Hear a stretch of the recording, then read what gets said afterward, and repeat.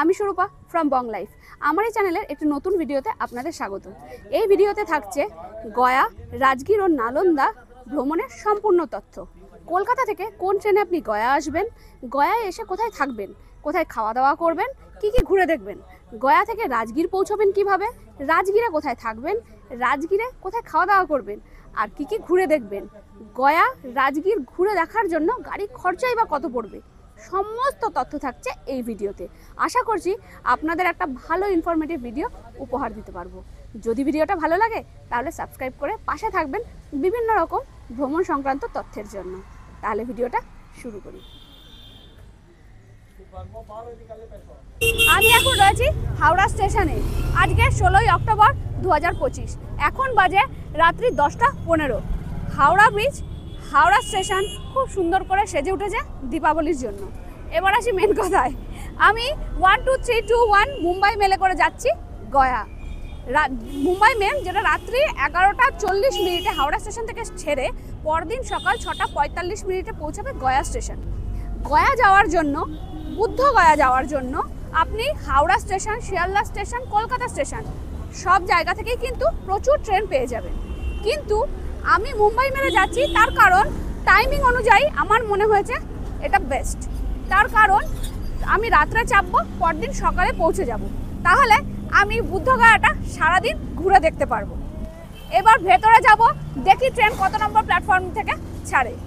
Train দিয়েছে 15 নম্বর প্ল্যাটফর্মে। আর আজকে আমি জার্নি করছি এসি 3 টায়ারে, যার একজনের ভাড়া 800 টাকা। এই হচ্ছে B3, এখানে রয়েছে আমার সিট।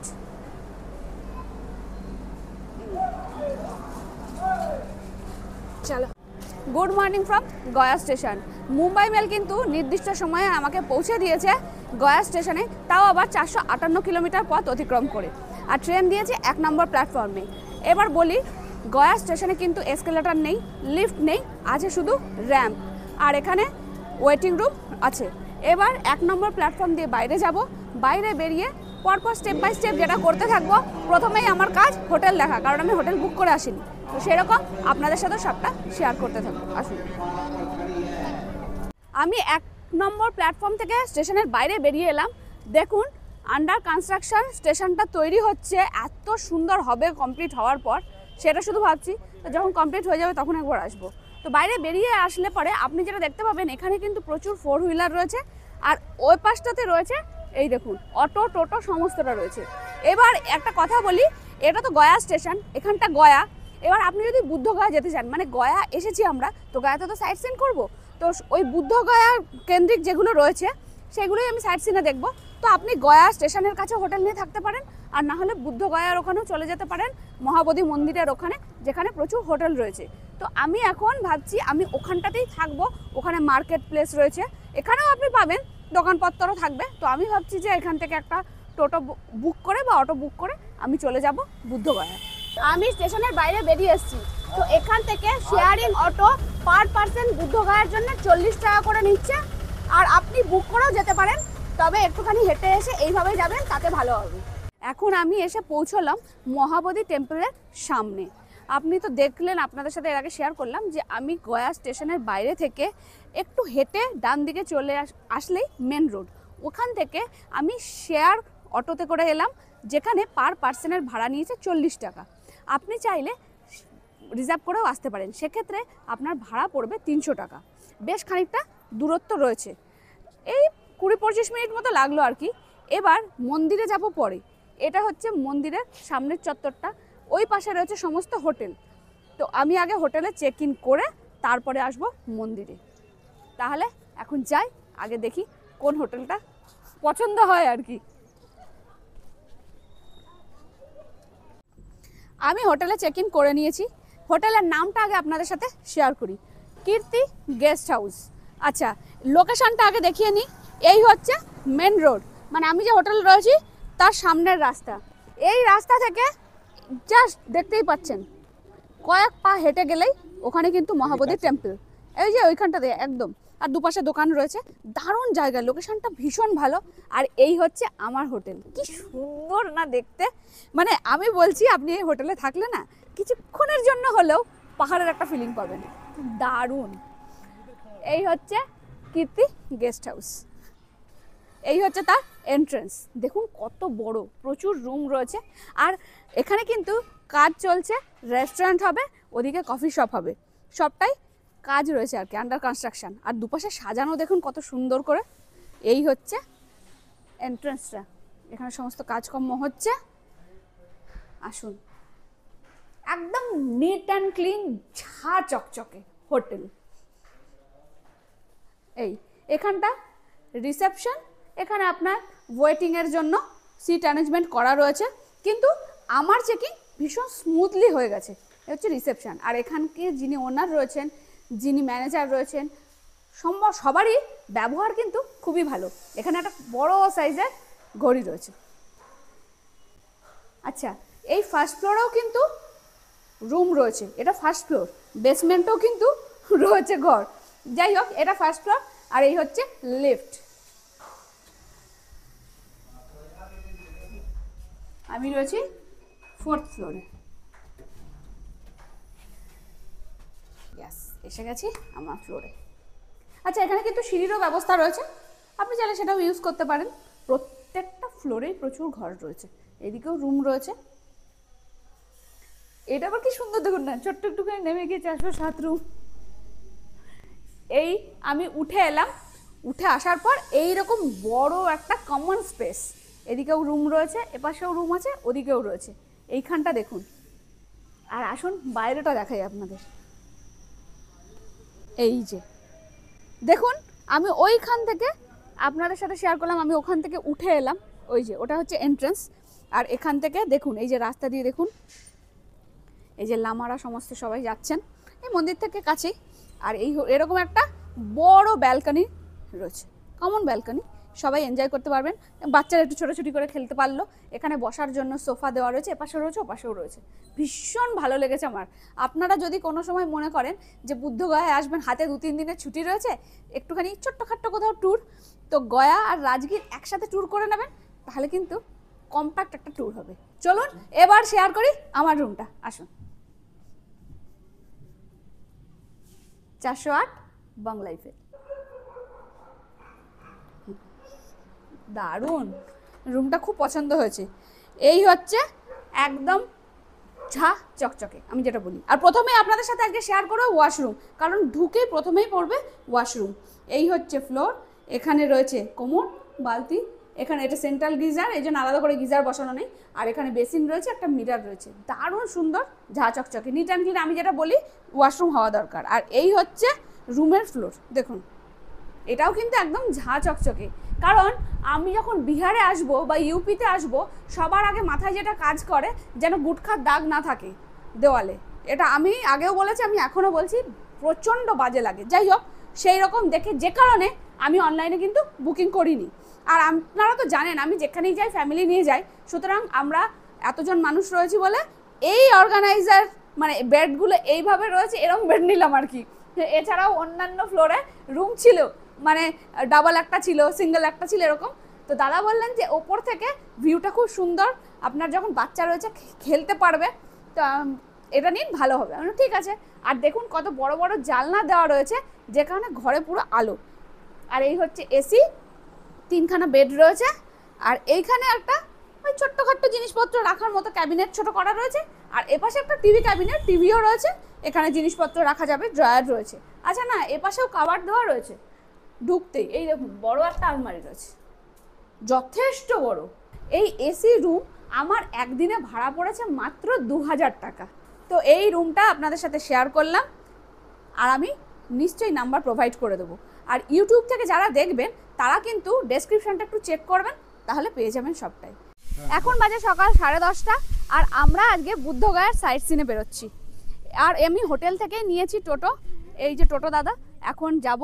আর এখানে খুব কাছাকাছির মধ্যেই রয়েছে অনেক কটা মনিস্ট্রি রয়েছে, তো যা যা দেখবো সেটা সবটাই আপনাদের সাথে শেয়ার করব। আমি হোটেল থেকে নিলাম, কিন্তু আপনি যদি এই মন্দিরটা পর্যন্ত হেঁটে যান, মহাবোধি টেম্পল, তো ওখানেও কিন্তু অনেক টোটো রয়েছে, যেটা করে আপনি ঘুরতে পারবেন। তাহলে চলুন প্রথম স্পটে গিয়ে আবার আপনাদের সাথে দেখা হচ্ছে। আমি সাইট সিনের প্রথম যে স্পটটাই এসেছি সেটা হচ্ছে মহাবোধি চাইনিজ টেম্পল। আচ্ছা, এবার একটা কথা বলি, মহাবোধি টেম্পল থেকে কিন্তু 500-600 মিটার এগিয়ে এলেই এই চাইনিজ টেম্পলটা রয়েছে, মহাবোধি চাইনিজ টেম্পল। এই দেখুন,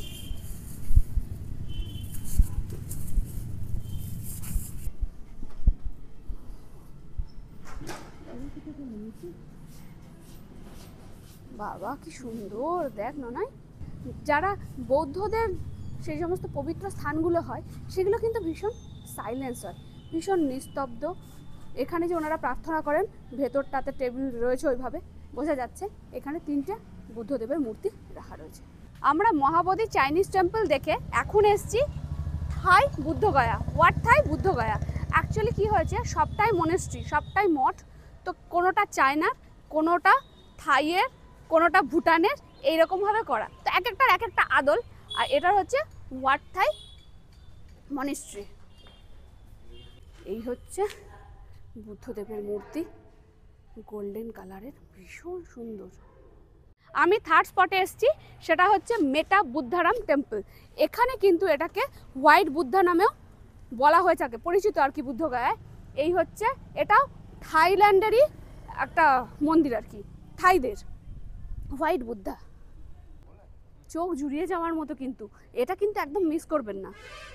সবকটাই ভীষণ সুন্দর, চোখ জুড়িয়ে যাওয়ার মতো, কিন্তু এটা স্পেশালি হোয়াইট বুদ্ধাতে আসতেই হবে। আমি এলাম 4র্থ নম্বর স্পটে।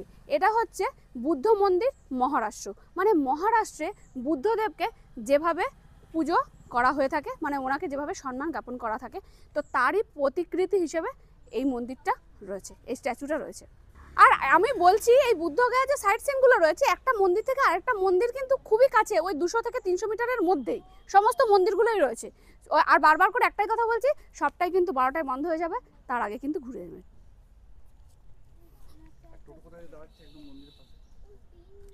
আর টোটো সাইট সিনে যাওয়ার জন্য টোটো কিন্তু একদমই মন্দিরের সামনে এসেই দাঁড়াচ্ছে। মানে আপনাকে, হ্যাঁ, এই মন্দির আর এই টোটো দাঁড়িয়ে রয়েছে, এটা হচ্ছে মেন রোড। তো আপনাকে যে অনেক হাঁটতে হবে এরকম কিছু নয়।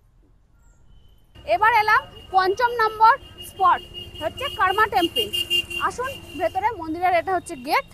ওখানে সব মন্দিরেই কিন্তু সিঁড়ির সামনেটায় জুতো খুলে তারপরে উঠতে হবে।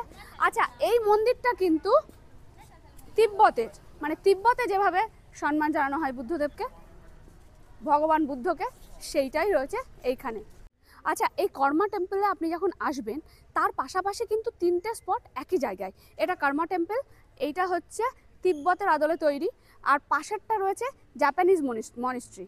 তার একটুখানি এগিয়ে গেলে সামনে দিয়ে ওখানে রয়েছে 80 ফিটের বুদ্ধ মূর্তি। সমস্তটা শেয়ার করবো আপনাদের সাথে। তো একটা জায়গায় আসলে আপনি 3টে স্পটই একসাথে ঘুরে নিতে পারবেন। আর কর্মা টেম্পলের ভেতরে আপনি দেখতে পারবেন এই রকম বুদ্ধদেব। দেখবেন, আপনারা যদি ভিডিওটা মন দিয়ে দেখেন তাহলে বুঝতে পারবেন, আমি যে এক একটা জায়গার মনিস্ট্রিতে বুদ্ধ মূর্তিগুলো আপনাদের শেয়ার করছি, দেখবেন এক এক রকমের কিন্তু বুদ্ধদেবের মূর্তি। মানে বুদ্ধদেবকে কিন্তু এক এক জায়গায় এক এক রকমভাবে পুজো করা হয়। এখন এলাম দাইজকিও বুদ্ধিস্ট টেম্পল। ওই দেখুন, অনেক কটা সিঁড়ি রয়েছে, কিন্তু আসতে পারবেন, এমনও কিছু সিঁড়ি নেই। মানে যে কটা মন্দিরে আমরা গেলাম সেই কটা যদি ধরি, তাহলে এটা একটুখানি বেশি উঁচু। এই হচ্ছে বুদ্ধদেব মূর্তি।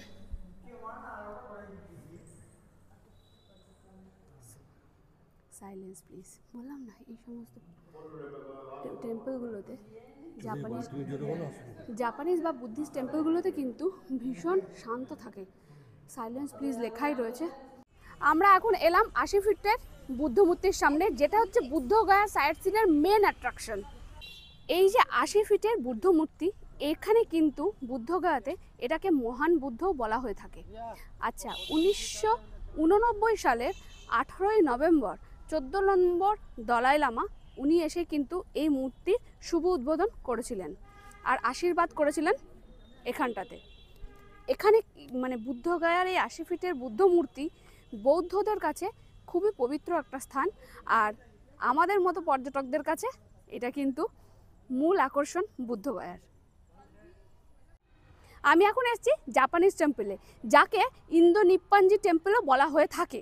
আচ্ছা, এই মন্দির কিন্তু জনপ্রিয় শুধুমাত্র, দেখুন ওপরে যে কাজটা রয়েছে, কাঠের খোদাই করা কাজের জন্যই এটা ফেমাস এই মন্দিরটা।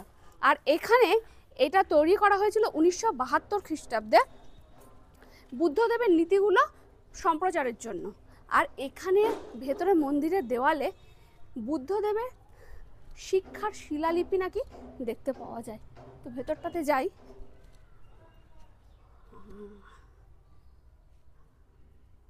দেখুন ভেতরটা কিরকম শান্ত। এখানে প্রদীপ আর ধূপ জ্বলছে। এই দেখুন, এই হচ্ছে আপনাদের যেটা বলছিলাম যে মন্দিরের গায়ে সেই শিলালিপি থেকে পাওয়া যায়। এই দেখুন, এখন এলাম রয়্যাল হোটেল মনিস্ট্রি। দেখুন সকাল 7টা থেকে দুপুর 12টা, আবার দুপুর 2টো থেকে বিকেল 5টা অবধি কিন্তু খোলা থাকে। টাইমিংটা একটুখানি মাথায় রাখবেন, আমি কিন্তু যতটা পারছি আপনাদের সাথে শেয়ার করছি। এখন বাজে 12টা বাজতে 10। আমার মোটামুটি সবটাই দেখা হয়ে গেল। দেখুন আমি এখন এসেছি ভারতের সর্ববৃহৎ হেলান দিয়ে শুয়ে থাকা বুদ্ধ মূর্তির সামনে, যেটা মহাবোধি মন্দির বুদ্ধগয়া থেকে 2 কিলোমিটার দূরে রয়েছে। আর এটা কিন্তু চওড়ায় বিস্তৃতি 100 ফুট আর উচ্চতায় 30 ফুট। ভীষণ সুন্দর গোল্ডেন কালারের বুদ্ধদেব। এখানটাতে সিঁড়ি দিয়ে আপনাকে ওপরে উঠে আসতে হবে, আসলেই দেখতে পারবেন এই রকম বুদ্ধদেবের এই মূর্তিটি। এবং এখানটাতে ফ্লোর টাইলসের, যদি আপনার পায়ে গরম না লাগে সেই কারণে এখানে ম্যাট পাতা রয়েছে, যেখানে আপনি খুব ভালো মতো সেলফি নিতে পারবেন। এটা কিন্তু আসতেই হবে। আমি সাইট সিনের লাস্ট স্পটে এসে গেছি, মহাবোধি টেম্পল। এখানেই কিন্তু গৌতম বুদ্ধ বোধি লাভ করেছিলেন। খ্রিস্টপূর্ব 3য় শতাব্দীতে সম্রাট অশোক এই মন্দির প্রতিস্থাপন করেছিলেন। পরবর্তীকালে এটা পুনর্নির্মাণ করা হয়েছে। এখন কিন্তু এটা ইউনেস্কো ঐতিহ্যবাহী স্থানে পরিণত হয়েছে, এই মহাবোধি টেম্পল কমপ্লেক্স। আচ্ছা, এখানেই রয়েছে কিন্তু মহাবোধি গাছ, বোধিবৃক্ষ, যেখানে সিদ্ধার্থ গৌতম জ্ঞান লাভ করে বুদ্ধদেব হয়েছিলেন। সেই কারণে বৌদ্ধদের কাছে এটি কিন্তু খুবই পবিত্র স্থান। তবে দুঃখের বিষয়, আমি আপনাদের ভেতরে নিয়ে গিয়ে দর্শন করাতে পারবো না। তার কারণ এখানে মোবাইল, ক্যামেরা সমস্ত কিছু ডিপোজিট করে আপনাকে ভেতরে যেতে হবে। এখানে দেখুন ফ্রি সার্ভিস ক্লক রুম রয়েছে, মোবাইল ফোন, আপনার ক্যামেরা সমস্তটা এখানে ডিপোজিট করে তারপরে ভেতরে যেতে হবে। আর পাশে রয়েছে জুতো রাখবার জায়গা, সেটাও কিন্তু ফ্রি অফ কস্টেই রয়েছে। আর বলি, বয়স্ক যদি কেউ আসেন, মন্দির চত্বর নাকি অনেকটা বড়, সে কারণে আপনি কিন্তু হুইলচেয়ার, ওই যে হুইলচেয়ারে করেও ভেতরটা ঘুরে দেখতে পারবেন। আর সাথে রয়েছে গাইড। আপনি যদি মনে করেন গাইড নিয়ে ঘুরবেন, সেক্ষেত্রে গাইডের তো এক্সট্রা চার্জ আপনাকে পে করতে হবে। আর এই মন্দির সকাল 5টা থেকে রাত্রি 9টা অবধি খোলা থাকে, মাঝখানে কোনো সময় বন্ধ হয় না। আর আমি আজকে যে সাইট সিনটা করলাম, মানে বুদ্ধগয়া কিন্তু সবই মন্দিরগুলো খুব কাছাকাছি, মানে 100 থেকে, একটা মন্দির থেকে আরেকটা মন্দিরের দূরত্ব 100 থেকে 150 মিটার। সেক্ষেত্রে আপনার 1 থেকে 1.5 ঘন্টার মধ্যে সম্পূর্ণটা ঘোরা হয়ে যাবে।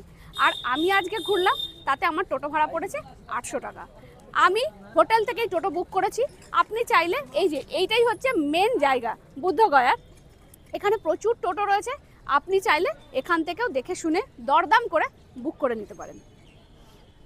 তাহলে এখন আবার যাব, আবার দেখা হবে আপনাদের সাথে লাঞ্চে।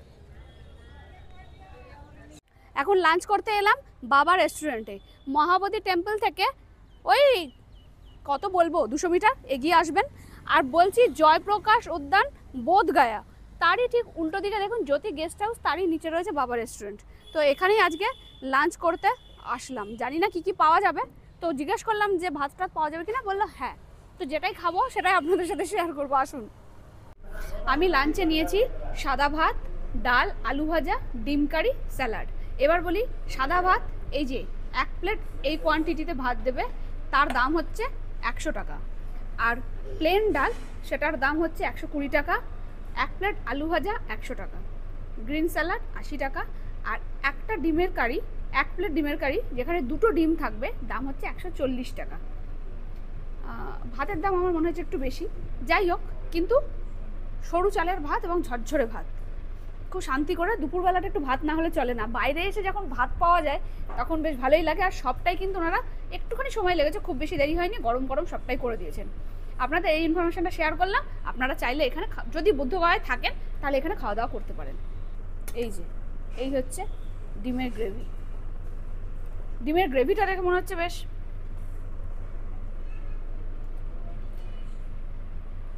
একটা দেখুন বলে না পেহলে দর্শনধারী ফির গুণ বিচারি, তো একটা দেখেই যেটা মনে হয়েছিল ভালো।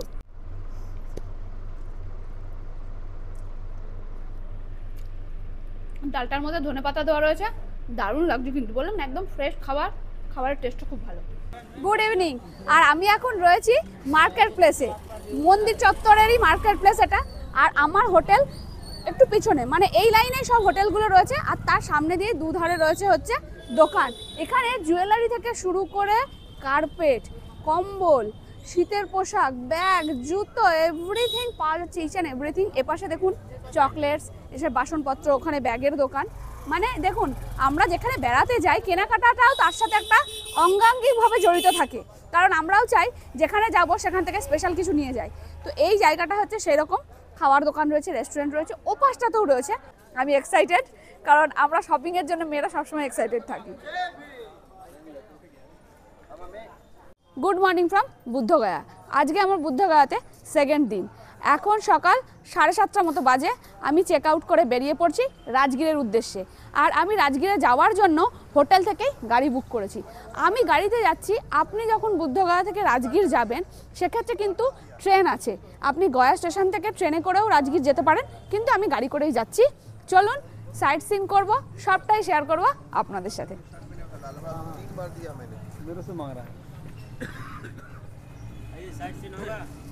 গাড়ি এসে গেছে, এখন বেরোই।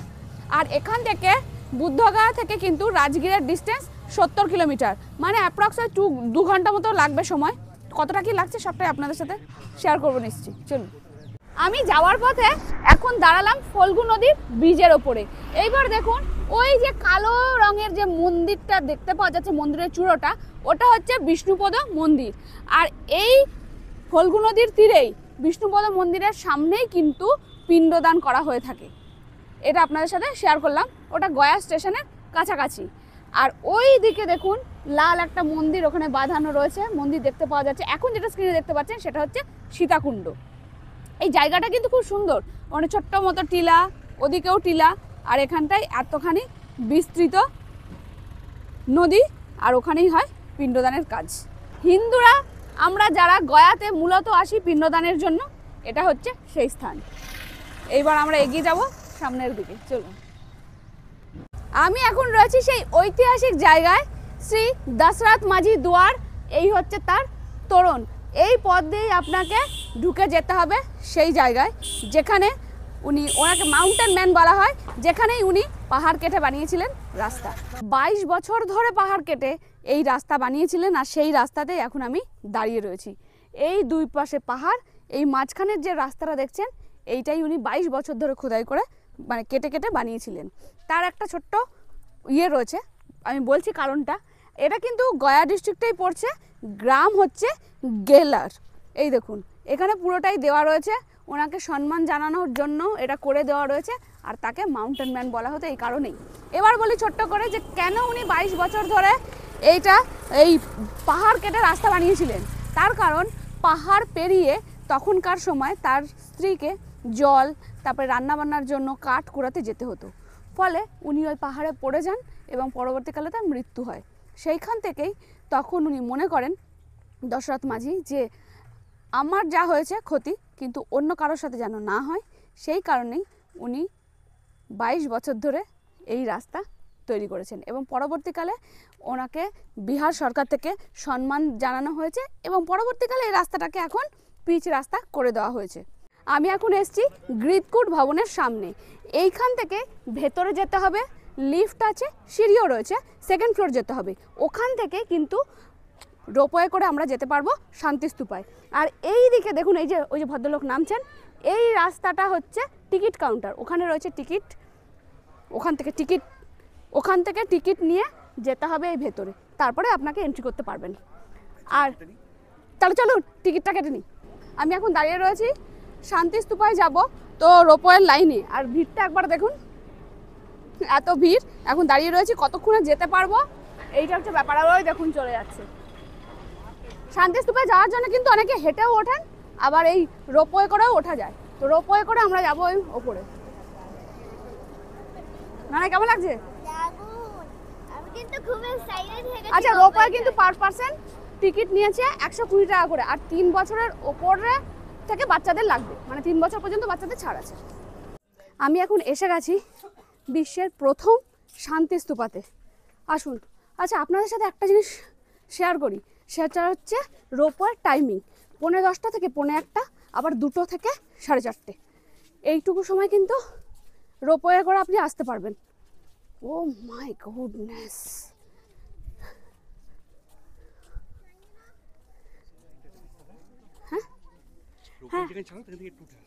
হ্যাঁ রোপওয়ে আপনাকে যেখানে ড্রপ করবে ওখান থেকে একটুখানি খাড়াই পথ আছে, খানিকটা উঠে আপনাকে আসতে হবে। তারপরে আসলে এই সুন্দর শান্তি স্তূপাটা আপনি দেখতে পারবেন। আমাদের বিশ্বে টোটাল 40টা প্যাগোডা রয়েছে, তার মধ্যে এটা কিন্তু একটা। এটাকে বিশ্বের প্রাচীনতম শান্তি স্তূপা বলা হয়। এখন আমি এসেছি বিম্বিসার জেলে, আর ওই দিকটাই সেই জায়গাটা। আসুন সেই স্থানে যাই।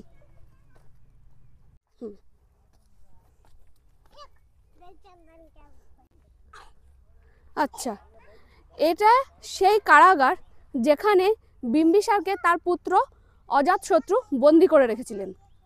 এখন এখানে কিছুই নেই, এটা পুরোটাই ধ্বংসাবশেষ।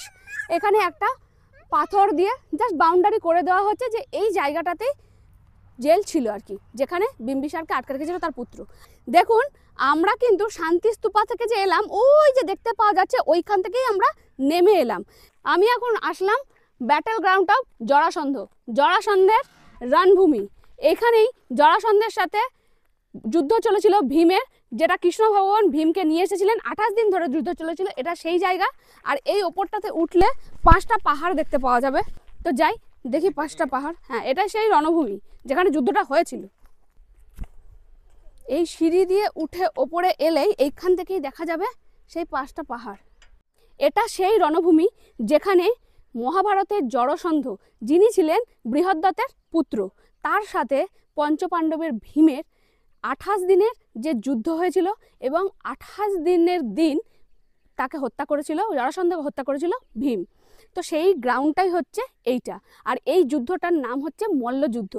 আর 28 দিনের দিন ভীম জয়ী হতে পেরেছিলেন, মানে ওনাকে মারতে পেরেছিলেন কিন্তু স্বয়ং কৃষ্ণের বুদ্ধিতে। কারণ আমরা দেখেছি যখন টিভিতে যে এইভাবে ওনাকে 2 খণ্ড করে ফেলা হচ্ছিল, কিন্তু বারবার জোড়া লেগে যাচ্ছিল জরাসন্ধের দেহ।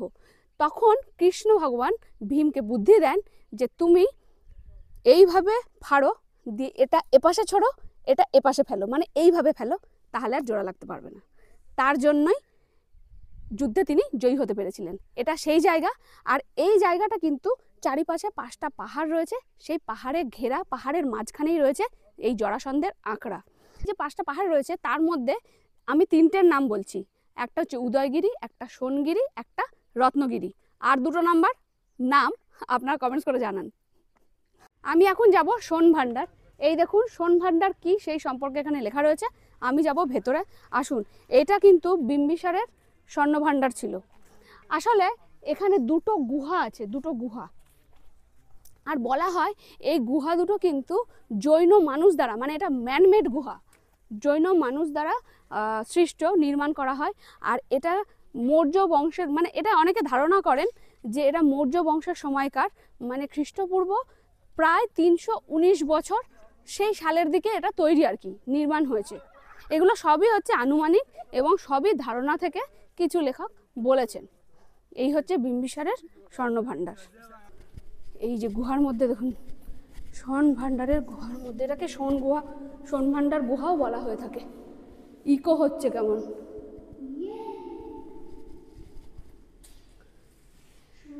অনেক বছরের পুরনো, যে কারণে পাথরগুলো কিরকম হয়ে গেছে দেখুন। কি ঠান্ডা, কথা তো ইকো হচ্ছে বুঝতেই পাচ্ছেন।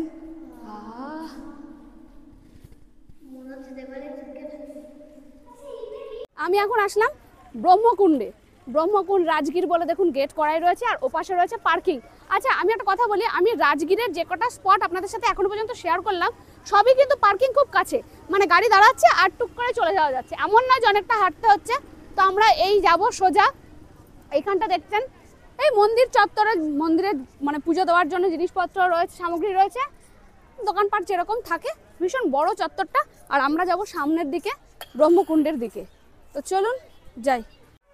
যেখানে পার্কিং করেছি তার থেকে কিছুটা হেঁটে এসে সিঁড়ি দিয়ে উঠে এই আমি যাচ্ছি, এখানটা এলাম ব্রহ্মকুণ্ডের রাস্তা। এই দেখুন এখানটা লেখা রয়েছে ব্রহ্মকুণ্ডে যাব, নিচে নামতে হবে। আর এই ব্রহ্মকুণ্ডে যাব তো এই চত্বরটাতে কিন্তু চারিদিকেই মন্দির, যেমন এখানে বজরংবলী আছে, ওদিকে লক্ষ্মীনারায়ণ রয়েছে, শিবলিঙ্গ রয়েছে, মানে এই ব্রহ্মকুণ্ডকে ঘিরে কিন্তু প্রচুর মন্দির রয়েছে। হ্যাঁ, কালী ঠাকুরও রয়েছে।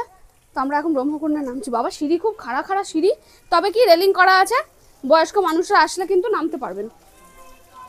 এই হচ্ছে ব্রহ্মকুণ্ড যেখানে আমি নামছি। দেখুন এটা পুরোটাই ভেজা, কারণ এখানে মানুষ স্নান করেন, মানে এই জল রোগ নিরাময়কারী পবিত্র জলাশয়। কথিত রয়েছে যে স্রষ্টা ব্রহ্মা নাকি স্বয়ং এখানে স্নান করেছিলেন, যজ্ঞ করেছিলেন, সেই কারণেই এই জলাশয়ের নাম ব্রহ্মকুণ্ড। এবার এই জলে স্নান করলে এটা কিন্তু উষ্ণ প্রস্রবণ, মানে এখানে কিন্তু সবসময় জল 45 ডিগ্রি থেকে 50 ডিগ্রি গরম থাকে। এইবার এই জলে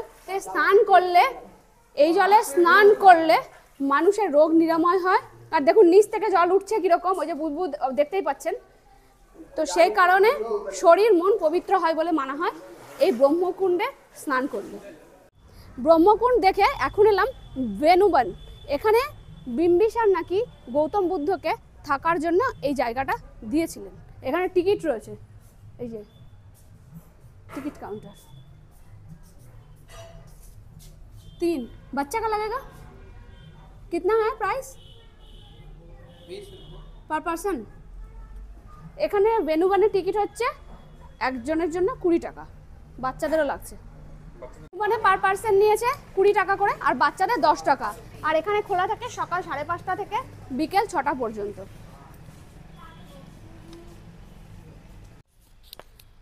গেট থেকে ঢুকে এখানে প্রথমেই পড়বে হচ্ছে বুদ্ধ টেম্পল। বেনুবান কেন নাম হয়েছে? এই জায়গাটা বিম্বিসার ভালোবেসে বুদ্ধদেবকে উপহার দিয়েছিলেন। তখন এখানটা পুরো বাঁশবাগানে ভর্তি ছিল। বাঁশ কথার অর্থ বেনু, সেই থেকে বেনুবান। এটা মূলত এখানে বৌদ্ধ টেম্পল আছে। এই বেনুবানের ভেতরে মেডিটেশন সেন্টার রয়েছে, গার্ডেন রয়েছে, এই যে দেখতেই পাচ্ছেন কত বড় একটা পুকুর রয়েছে। তো এখানে মূলত কিন্তু মেডিটেশনের জন্যই মানুষজন আসেন। আমি এখন রাজগীর থেকে নালন্দা যাচ্ছি। যাওয়ার পথে সিলাও বলে একটা জায়গা রয়েছে যেখানে লাইন দিয়ে শুধু খাজাই পাওয়া যাচ্ছে। এটা কিন্তু সেই আমাদের পুরীর খাজা নয়, একটা পাওয়া যায় নামকিনওয়ালা আর একটা মিঠা। আমি জিজ্ঞেস করলাম কি দিয়ে বানানো, তো বলছে ময়দা দিয়ে। আমি খেয়ে দেখি, আগে নামকিনটা খেয়ে দেখি। প্যাটিসের মতো দেখতে, দেখুন ভীষণ ক্রিস্পি, মানে একটা ফুসফুসে ব্যাপার হয় না, ওরকম টাইপের, মানে সলিড নয়। এবার মিঠাটা খাই। নামকিনটা ভালোই লেগেছে, গরম, ওপরে একটু বিট নুন ছড়িয়ে দিয়েছে।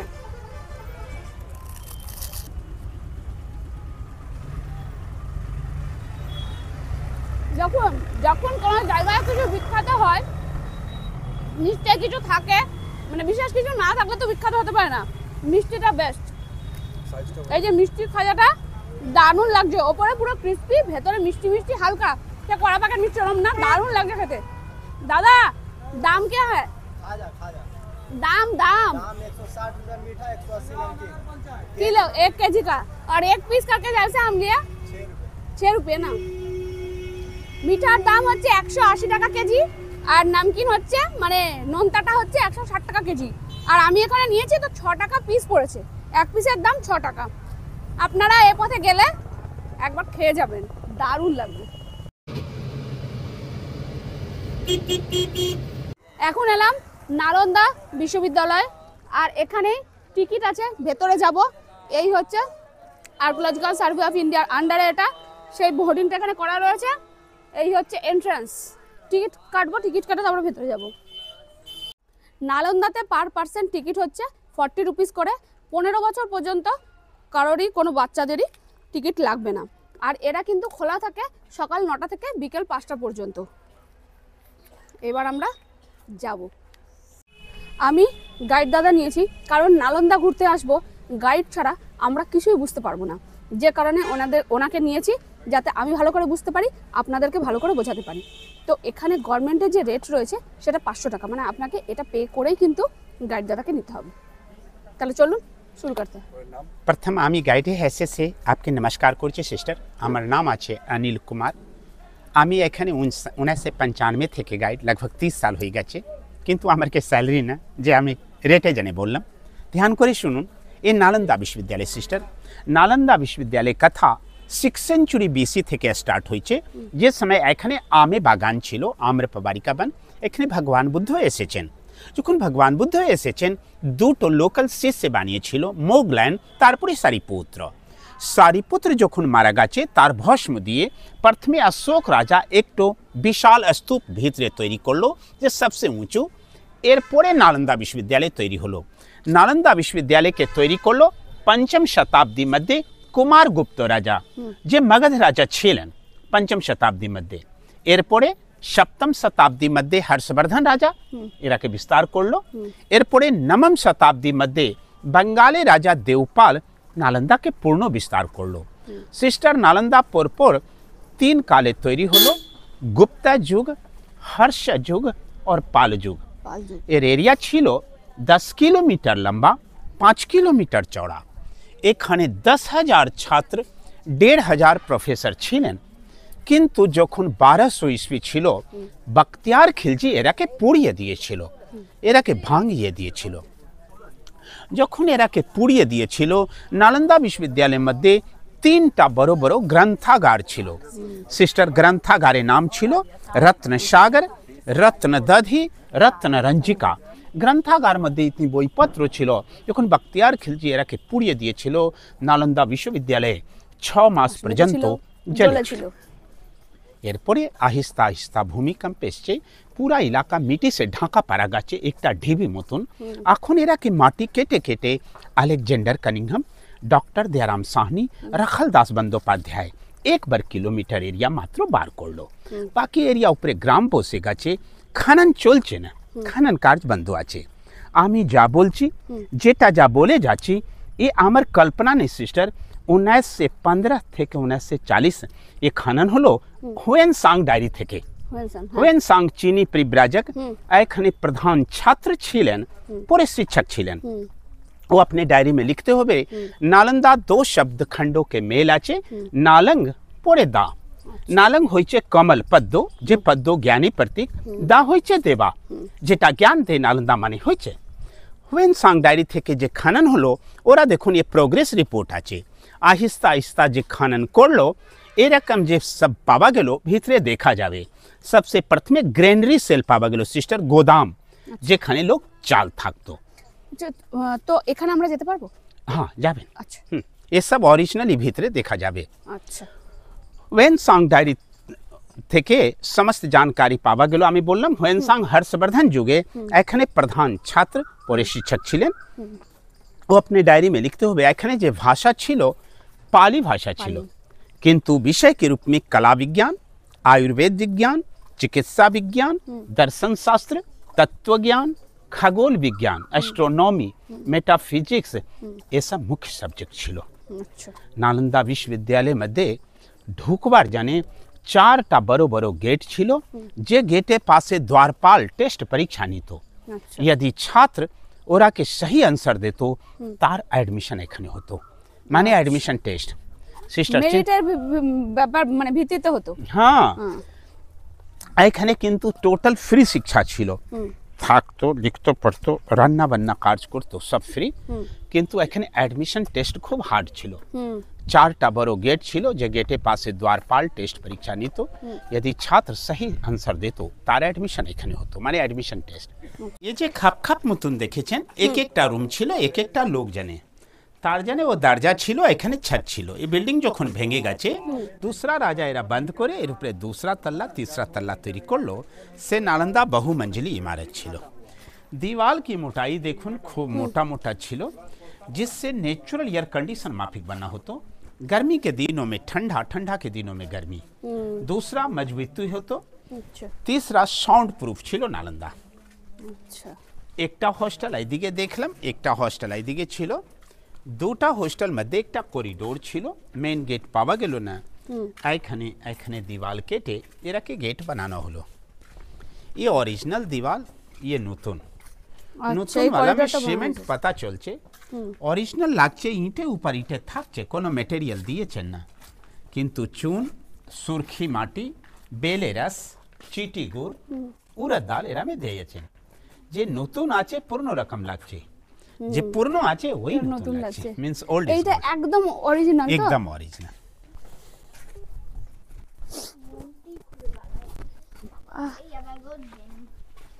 এদিকে আসো, এদিকে আসো। नालंदा नामे जो बोईपत्र तस्वीर छपा हुई, हाँ। वही तस्वीर छपा हुई। হ্যাঁ, नालंदा का सबसे मेन तस्वीर एरा नाम आचे शारीपुत्र स्तूपा, যে सबसे प्रथमे তৈরি হলো ভগবান বুদ্ধের স্মৃতি, এরপরে নালন্দা তৈরি হলো। আচ্ছা। নালন্দা দুই দিকে বার হলো, একদিকে বৌদ্ধ মন্দির যেখানে লোক পূজা পাঠ করতো, এইদিকে বৌদ্ধ বিহার যেখানে লোক থাকতো, লিখতো, পড়তো, রান্না বান্না কাজ করতো। তো এইদিকে রান্না বান্না কাজ হতো, থাকতো। আসুন ভিতরে হোস্টেল দেখছি। হ্যালো, এদিকে রান্না বান্নার কাজ হতো আর হোস্টেল ভেতরে। হ্যাঁ, হর হোস্টেলে প্রবেশ দ্বারে দুই দিকে বুদ্ধ মূর্তি ছিল।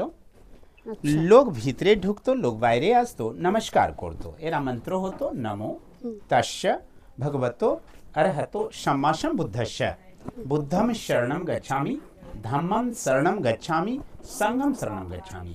এই যে কালো কালো দাগ দেখেছেন, এ পুরা দাগ যে বখতিয়ার খিলজি এরাকে পুড়িয়ে দিয়েছিল। 6 মাস পর্যন্ত নালন্দা চলেছিল। টেম্পারেচার ইতনা হাই ছিল, ইট भी মেল্ট হয়ে গেছে, এসব পিঘলা हुआ ইট। সেই সময়কার, হ্যাঁ, হ্যাঁ, আগুনে জ্বলে যাওয়া ইট। আর এই হচ্ছে ঘর। ये सब ना, ये सब নতুন কেটেছে, বর্ষাকালে জল বাইরে যাবে না। ये तो এন্ট্রেন্স আছে, আর ভিতরে ঘর দেখুন। ও ঘর ভেতরে, হ্যাঁ, এটা ये ঢোকার तो জায়গা। प्रवेश द्वार। আচ্ছা, এটা কিন্তু ছাত্রাবাসের ঢোকার প্রবেশ প্রবেশদ্বার। দ্বার, হুম। তারই দুপাশে বুদ্ধ মূর্তি থাকতো। আর ওই তো কালো দাগটা উনি বললেন যে 6 মাস জ্বলেছিল, তাতে মেল্ট হয়ে গেছিল পাথর, ওই তারই ওটা কালো দাগ। আর এই হচ্ছে আমরা ঢুকছি। আচ্ছা,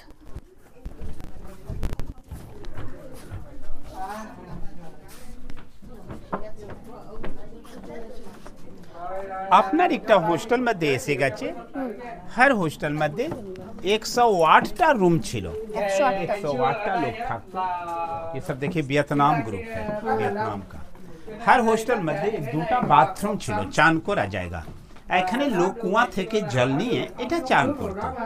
এটা সিস্টেম ড্রেনেজ সিস্টেম দেখুন, ওইদিকে ঢাল, কিন্তু সিমেন্ট পড়ে দিয়েছে এটাকে রাখবার জন্য, বাঁচবার জন্য। তো এই দুটা বাথরুম, চান করা জায়গা। আচ্ছা। Một là những cái lỗ đó là người ta có thể đợi cái gì lên đó, ví dụ như cần, ví dụ như mình để xà bông hay gì chứ. Rồi đây là những cái đây là phía dãy nhà tắm này. Ngày xưa là thời đó những ngày làm chiến ở nhà tắm cái chỗ đốt nước là giữ còn như mấy cái nơi mà cao cao. ये original দিওয়াল, ये নতুন, যে নতুন আছে ওই ভেঙে যাচ্ছে। Original কি রকম স্মুথ আছে দেখুন, হ্যাঁ, লাগছে ইটে উপর ইটে থাকছে, কোনো মেটেরিয়াল দিয়েছেন না, কিন্তু চুন, সুরকি মাটি, বেলে রস, চিটি গুড়, উড়দ ডাল দিয়েছেন। নতুন আছে, পুরনো লাগছে, পুরনো আছে, আগে নতুন লাগছে, means old is gold. Old is gold. পুরোনোটাই তো ভেঙে গেছে, নতুনটাই ভেঙে গেছে। আর এটা পুরনো, উড়ার ডাল বলছে, মানে বিউলি ডাল যেটা বলি আমরা আর কি। চুন, সুরকি, তার সাথে আবার ওটা চিটে গুড়, বিউলি ডাল। বাবা, বিউলি ডাল এত এরকম এই হয় আমি তো জানতাম না। যাবো যাবো, ওদিকে যাবো, আগে ওটা ঘুরে আসি, চল।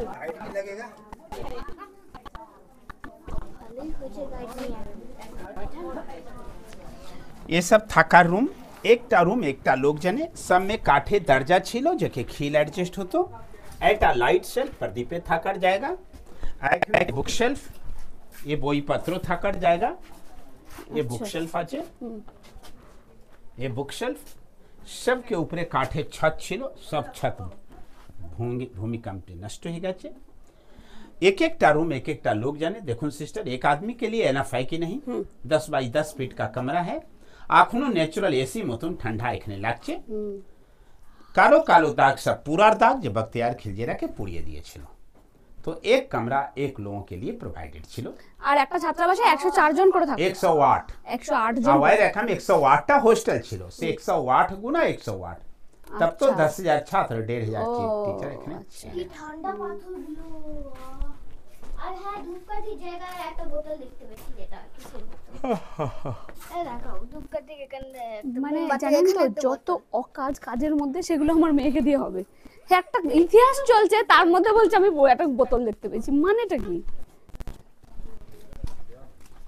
আসলে কি হয়েছে জানেন আমাদের আগে একটা গ্রুপ এসছে ভিয়েতনাম থেকে তো ওনাদের ল্যাঙ্গুয়েজে ওনারাও গাইড নিয়ে এসছেন তো ওনাদের ল্যাঙ্গুয়েজে বলছে ফলে আমরা একটুখানি ধীর হয়ে গেলাম না হলে পরে দুটো কনভারসেশন মানে একদম ঘেটে যাচ্ছে ব্যাপারটা মিক্সড খিচুড়ি তো উপর থেকে যে কাটিং আছে ও ভেন্টিলেশন জানে তার উপরে ছাদ ছিল আচ্ছা छते सपोर्ट काठे छिलो सब काठ पूरे गाचे से सब छत भेगे गाचे ड्रेनेज सिस्टम देखो नाली व्यवस्था ওইখানে कितना ऊंचा सिस्टर ग्रेजुअली डाउन হয়ে গেছে কিন্তু সিমেন্ট পড়ে দিয়েছেন এরাকে রাখার জন্য सीमेंट जे दिएছেন आर्कोलॉजिकल सर्वे ऑफ इंडिया पुरातत्व विभाग भारत सरकार ये ओरिजिनल दीवार किंतु ये नতুন ये हाफ पोर्शन पावा গেল এখানে আরসিসি দিয়ে যে পুরানা ইট বিখরা ছিল ওরাকে জাস্ট পুট আপ করলো যাতে ধরে রাখতে পারে ওটা যাতে আর ভেঙে না পড়ে এই কারণেই আর কি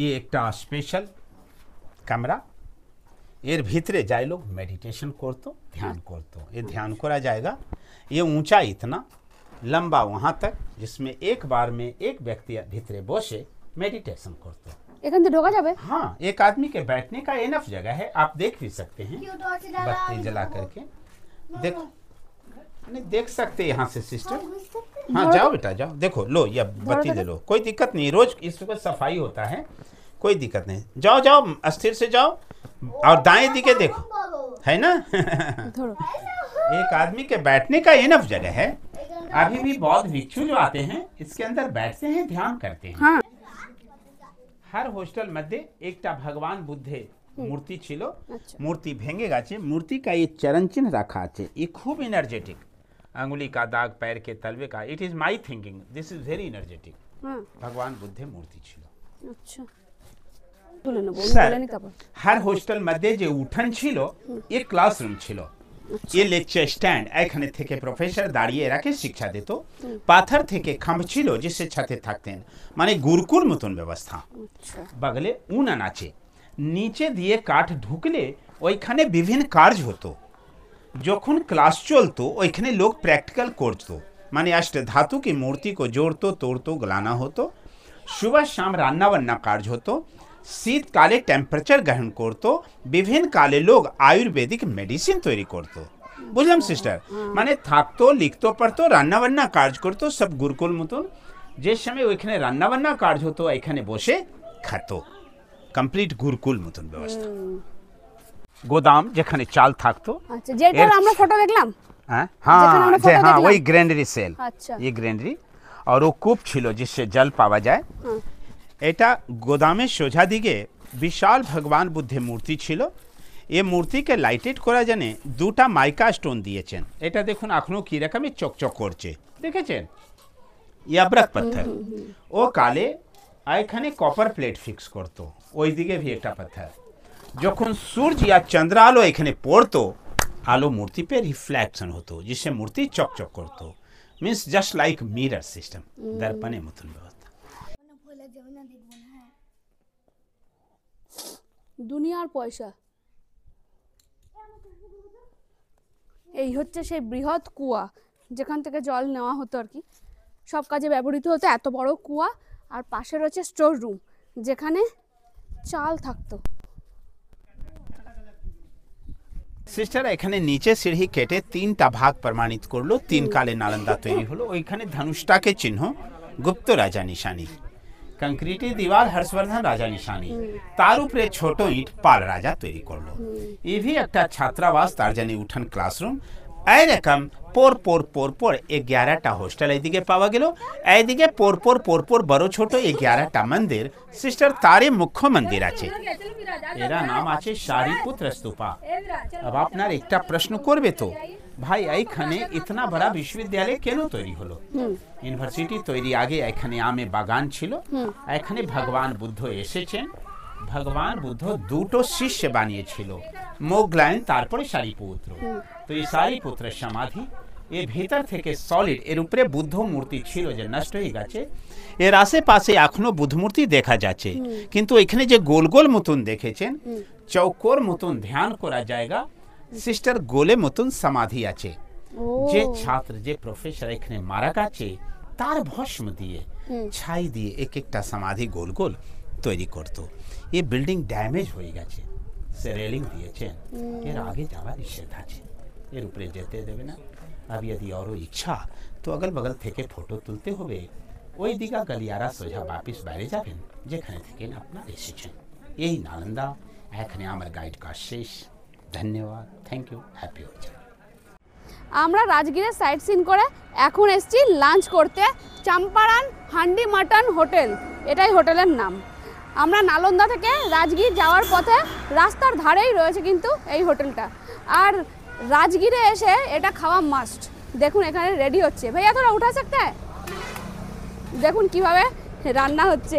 আমার অনেক দিন থেকে ইচ্ছে ছিল যে যখন রাজগীর যাব তখন গিয়ে হান্ডি মাটন টেস্ট করব। বাবা টকবক টকবক করে ফুটছে। আমাদের আজকে একদম সিম্পল খাওয়া দাওয়া, সাদা ভাত তার সাথে মাটন, হান্ডি মাটন। আর মাটন এখানে 2 পিস 1 প্লেটে থাকবে, সেটার দাম নিয়েছে মাত্র 150 টাকা। আর এখানে গ্রিন স্যালাড রয়েছে যেখানে সব কিছু কেটে কেটে দিয়েছে। যাই হোক প্রচণ্ড খিদে পেয়েছে, ওয়েট করা সম্ভব না, আবার মেয়েকে খাইয়ে দিতে হবে। আর এই হচ্ছে মাটনের পিস, পিস ঠিকই আছে। আমি বাসি পেয়েছি, বাসি। এই পিসটা দারুণ, দুটো পিসই খুব ভালো। হাড়যুক্ত পিস মানেই ভালো। তোকে অল্প করে ঝোল দিই, তার কারণ ঝাল হলে খেতে পারবি না। খেতে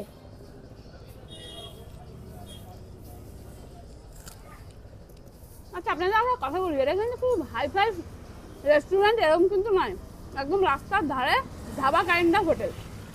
সেখানেই কিন্তু আপনি হান্ডি মাটন ফাটনগুলো পাবেন স্পেশালি, কারণ আমি খুব একটা ভালো রেস্টুরেন্ট কিছু পেলাম না। যাই হোক খেতে দারুণ, স্পাইসি, দেখতেই পাচ্ছেন একদম ঝোল দেখুন, লাল লাল ঝোল।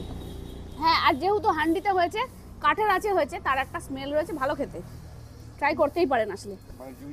না, আমি চলে এসেছি রাজগীর বাস স্ট্যান্ডের কাছে লোকনাথ হোটেলে। এই হচ্ছে তার ভিউ। এখানে রুম নিলাম। এইবার আসুন, এখানে কিন্তু রেস্টুরেন্টও আছে। ঢুকে এই হচ্ছে রিসেপশন, আর এখান দিয়ে আমরা যাব সোজা, লিফট রয়েছে, লিফটে করে ওপরে। আমরা রুম নিয়েছি 4th ফ্লোরে। এটা একদম বাস স্ট্যান্ডের কাছে। আমি কালকে যখন বেরোবো নিশ্চয়ই আপনাদের সাথে শেয়ার করব।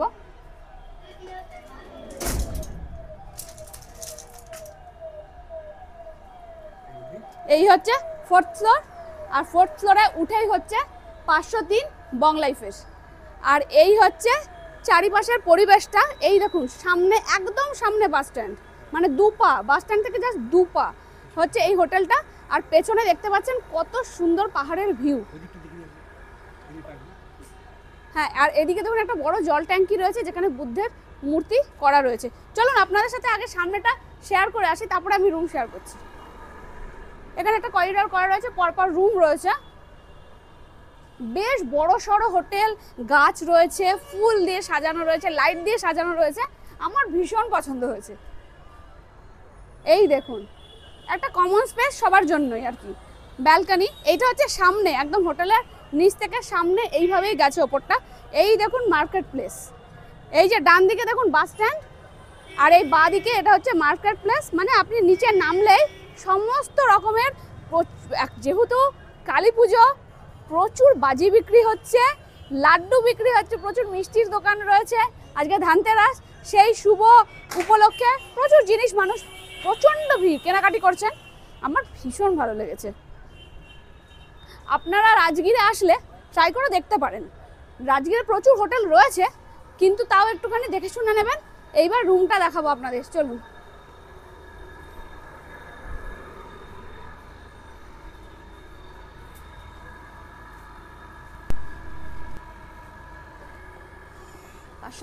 বং লাইফের দেখুন, এই হচ্ছে আমার রুম আজকের। ভীষণ বড় সড়ো একটা রুম, আর এখানে দুটো ডাবল বেড রয়েছে, মানে খাট অনেকটাই বড়, এখানে 5-6 জন আরামসে এই রুমটাতে হয়ে যাবে।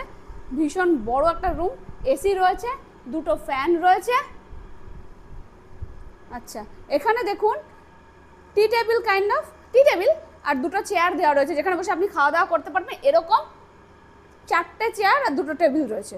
আচ্ছা, আর এখানে একটা এত বড় ওয়ার্ড্রব আছে, এই হচ্ছে ওয়ার্ড্রব যেখানে হ্যাঙ্গার ঝুলছে। আর সব থেকে ভালো যেটা সেটা হচ্ছে মিনি ফ্রিজ আছে। আর এখানে একটাও সেন্টার টেবিল আছে বড়। এখানে এসি, টিভি এইসবের রিমোট আছে, আর্টিফিশিয়াল কিছু ফুল টুল দিয়ে সাজানো।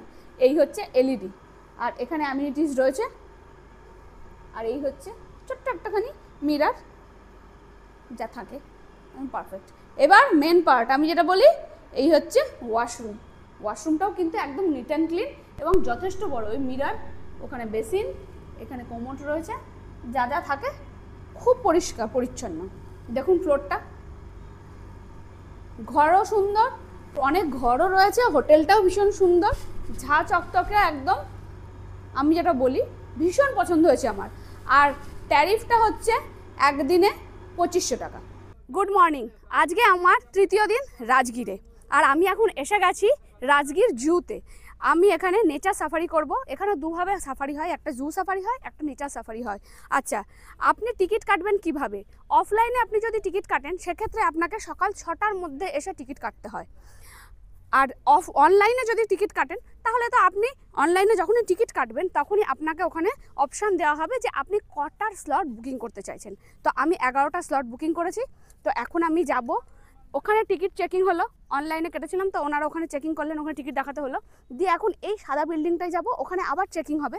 চেকিং হয়ে ওখান থেকে আমরা যাব, যেভাবে যেভাবে আমি যাব সেভাবে সেভাবে আপনাদের সাথে শেয়ার করব। দেখুন চারিপাশে ঢুকে, চারিপাশের পরিবেশটা ভীষণ বড় জায়গা নিয়ে এটা জুটা। তো আপনারাও পারলে অনলাইনেই কেটে নেবেন। আর জু সাফারির জন্য, মানে জঙ্গল সাফারির জন্য পার ডে 2000 পার্সেন্ট পর্যন্ত আপনারা টিকিট করতে পারবেন। যদি আপনারা কোনো সময় যদি আপনারা কোনো সময় গ্রুপে আসেন সেই জন্য জানিয়ে দিলাম। আর নেচার সাফারির জন্য 1000 পার ডে, এটা সিট অ্যালটমেন্ট রয়েছে। তবে অনলাইনে কেটে আসবেন, তাহলে আপনি আপনার সুবিধা মতো স্লট বুকিং করে চলে আসতে পারবেন। নাহলে শুধু শুধু ওই সকাল 6টার সময় আসতে হবে। তো 1 ঘন্টা করে স্লট হয় আমাদের এখান থেকে, আবার ছোট ট্রাভেলারও করে নিয়ে যাবে, যার মধ্যে সাসপেনশন ব্রিজ, গ্লাস ব্রিজ। যেটা রাজগীরে আসবেন আর রাজগীরে এসে গ্লাস ব্রিজে যাবেন না, সেটা তো হতে পারে না, কারণ এটা হচ্ছে রাজগীর জুয়ের ওয়ান অ্যান্ড অনলি অ্যাট্রাকশন। এখানে 3য় নম্বর চেকিং হলো টিকিটের, এই হচ্ছে লাইন। আর এনাদের এই যে স্লট আছে না 1 ঘন্টা করে, এই যে আমরা ঘুরে আসবো 1 ঘন্টা, এই আমরা শেষ, এই ব্যাচটার 11টার স্লটের আমরা শেষ। আমরা ঘুরে আসলে তারপরে আবার বাকি যারা 12টার স্লট নিয়েছে তাদের এন্ট্রি হবে। আর আমরা যাব এইরকম এসি ট্রাভেলার, একটা গাড়িতে একটা ট্রাভেলারে 20 জনের ক্যাপাসিটি রয়েছে, পুরোটাই এসি। আমরা এখন অনেকটা রাস্তায় যাব, চলুন। আমরা এখন ট্রাভেলারে রওনা দিয়েছি যাওয়ার জন্য। প্রথমে আমরা গ্লাস ব্রিজের কাছাকাছি নিয়ে গিয়ে আমাদের নামাবে, চলুন আমরা যাই। আমরা এখন নেমে পড়েছি ট্রাভেলার থেকে। আমরা কিন্তু মেন গেট থেকে, জুয়ের মেন গেট থেকে 8 কিলোমিটার আসলাম। এই যে ওনারা এখানেই থাকবেন, আমরা আবার পুরোটা ঘুরে আবার ট্রাভেলারে করেই ফিরবো। এই হচ্ছে মেন এন্ট্রি গেট এই গ্লাস ব্রিজে যাওয়ার জন্য, এখানেও চেকিং হবে। একটা এক্সপিরিয়েন্স আপনাদের সাথে শেয়ার করি। আপনারা যখন জুতে আসবেন, নেচার সাফারি হোক বা জঙ্গল সাফারি হোক, আপনারা কিন্তু আর্লি মর্নিংয়ের স্লট বুকিং করবেন। কেন বলছি? কারণ আমি এখন যেখানটায় দাঁড়িয়ে রয়েছি এইখান থেকে গ্লাস ব্রিজে যাওয়ার জন্যে আপনাকে টোকেন দেওয়া হবে। এই হচ্ছে আমার টোকেন। আমি 11টা স্লট বুকিং করেছি, অলরেডি এখন 12টা 15 বাজে। আমি এখানে এসে যখন পৌঁছলাম তারপরে 1 ঘন্টা অলরেডি পেরিয়ে গেছে, আমি বসে রয়েছি। এবার এই 108 নম্বর কখন আসবে আমিও জানি না, এখানে যারা রয়েছেন তারাও জানেন না। তার কারণ এখন চলছে 72 নম্বর। এখানে নাম্বার সিস্টেমটা কেমন হয়, ধরুন আমি 108 নম্বর, আমরা কিন্তু 4 জনের জন্য একটাই টোকেন। আমার আগে ধরুন 107, সেখানে কিন্তু 50 জনও থাকতে পারে, কিন্তু তাদের ওই 50 জনের একটাই নাম্বার 107। এইভাবে কিন্তু হচ্ছে। সুতরাং কতক্ষণ সময় লাগবে তারা ঘুরে আসবেন তারপরে, মানে 1 ঘন্টা 2 ঘন্টা 3 ঘন্টা, এখানে ওনারাও জানেন না, আমি তো জানিই না। সে কারণে আপনারা যদি আর্লি মর্নিং আসেন তাহলে পরে অনেকটা সময় আপনারা হাতে পেয়ে যাবেন। আর একটা কথা বলি, আপনি যে স্লট বুকিং করবেন, যখন বুকিং করবেন তখন স্লট তো আপনি বুকিং করে নেবেন, আর্লি মর্নিং করবেন, আর যে টাইমটাই করবেন তার থেকে আধ ঘন্টা আগে কিন্তু আপনাকে এন্ট্রি গেটে পৌঁছাতে হবে। এইটা একটা বিষয়। আর একটা কথা বলি, যারা এই রাজগীর জুতে আসবেন, জু সাফারি বা জাঙ্গল সাফারি যেটাই করবেন, তার জন্য কিন্তু একটা দিন হাতে রাখবেন, কারণ সময়টা অনেকখানি লেগে যাবে। মানে পুরো দিনটা একদিন এটার জন্যই রাখবেন। আবার এখান থেকে টোটো পাওয়া যাচ্ছে, যেটা ভেতর পর্যন্ত আপনাকে নিয়ে যাবে। ওখানে ওই রাইফেল শুটিং, জিপ সাইক্লিং এগুলো রয়েছে। তো আপনি চাইলে এখান থেকে টোটো ভাড়া করে সেখানে গিয়ে সেই অ্যাক্টিভিটিসগুলোও করতে পারেন। ওই জন্য বলছি একটা পুরো দিন রেখে দেবেন, তাহলে অ্যাডভেঞ্চারের ব্যাপার যে যেটা পছন্দ করবেন সেই মতো খুব ভালো মতো ঘুরে যেতে পারবেন। এবার আমি এখন ওয়েট করছি, দেখি আমি কখন যেতে পারি আবার কখন ফিরতে পারি। कितना लोग हैं आप लोग? चार। आइए सर, चार लोग। सर দাও जाइए, चार लोग। 2 सेकंड सर, यहाँ ले ले उसके प्लीज। প্লিজ। হ্যাঁ, এক মিনিট। না, দাও দাও, বলো। मोबाइल में छोड़िए सर जी। অবশেষে 4 ঘন্টা পরে আমি আসতে পেরেছি গ্লাস ব্রিজের ওপরে। আমি 11টা স্লট বুকিং করেছিলাম, 10:30টায় রিপোর্টিং করেছি, আর এখন বাজে 2:45। এই হচ্ছে গ্লাস ব্রিজের ওপরের থেকে প্রাকৃতিক দৃশ্য, মারাত্মক সুন্দর। সময় একটু লাগলেও আপনারা কিন্তু আসবেন। দেখুন পুরো পাহাড়ের ওপর থেকে, দেখতে পাওয়া যাচ্ছে ভিউ। নিচে না তাকানোই ভালো, কারণ একটু ভয় ভয়ের ব্যাপার থাকবে। মেয়েকে দেখুন কিভাবে আসছে। তো এনাদের খুব ভালো কি 10 জন করে একবারে গ্লাস ব্রিজে আসার অনুমতি রয়েছে। গ্লাস ব্রিজে আসার অনুমতি রয়েছে 2 মিনিটের জন্য। তো এই দেখুন, এই প্রাকৃতিক দৃশ্যটা কিন্তু দেখতেই হবে। রাজগীরে আসলে ডেফিনেটলি আসবেন। গ্লাস ব্রিজ ঘুরে এই পথে আসতে হবে সাসপেনশন ব্রিজে। এই সাসপেনশন ব্রিজ যেটা মেন 180 মিটারের, সেটা কিন্তু এখন বন্ধ রয়েছে। 2 মাস পরে এটা আবার ওপেন হবে।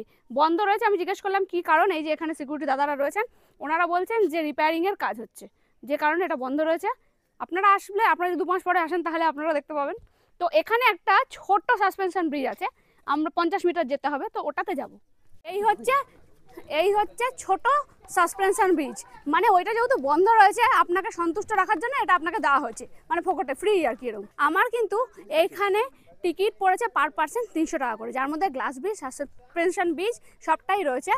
আর আপনি যে সাইট থেকে বুকিং করবেন সেটা হচ্ছে rajgir-zoo-safari.in, ওখানে গিয়ে বুকিং করে নেবেন। এটাই ইনফরমেশন দেওয়ার ছিল, এইটা করে আমি এখন বেরিয়ে যাব। এখানে কিন্তু হুইল চেয়ারেরও ব্যবস্থা রয়েছে, যদি কেউ মনে করেন যে হুইল চেয়ার ব্যবহার করবেন তাহলে কিন্তু সেটাও এখানে করতে পারেন। আচ্ছা, এই জু কিন্তু সোমবার দিন বন্ধ থাকে, আর অন্যান্য দিন সকাল 7টা থেকে বিকেল 3টে অবধি খোলা থাকে। আপনাদেরকে সমস্ত ইনফরমেশন দিয়ে দিলাম। এখন বাজে 4:30 আর আমরা করছি লাঞ্চ। এখানে আজকে ট্রাই করছি হচ্ছে হান্ডি চিকেন বিরিয়ানি। এর মধ্যে কিন্তু একটা ডিম রয়েছে, 2 পিস চিকেন রয়েছে, আলু রয়েছে। এই যে ডিমটা আমাদের ওখানকার মতো সেদ্ধ দেয়নি, ভেজে দিয়েছে। আলু রয়েছে, এই যে আরেক পিস চিকেন, আর এই হচ্ছে আলু।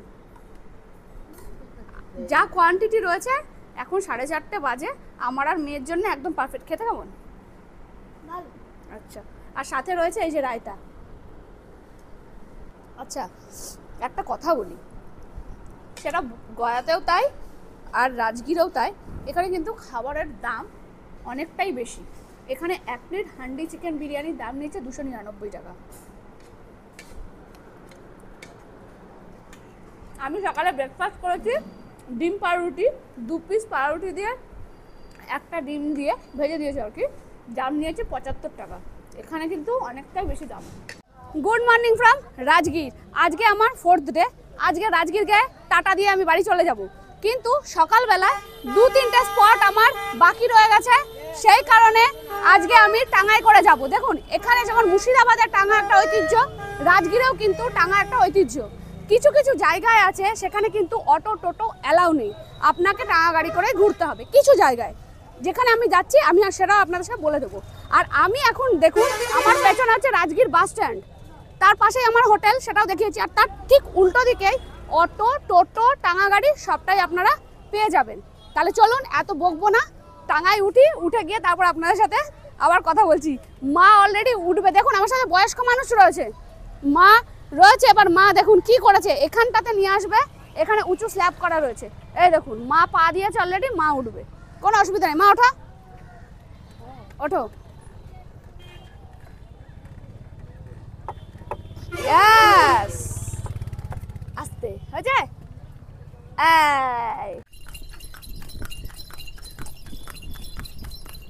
আমি এখন এসে পৌঁছে গেছি আমার ডেস্টিনেশনে। আর এই দেখুন টাঙা গাড়ি এখানেই দাঁড়াবে, জাস্ট এই হচ্ছে ডেস্টিনেশন, মানে একটুখানি রাস্তার ধারে দাঁড়িয়েছে, আপনাকে এইটুকু যেতে হবে।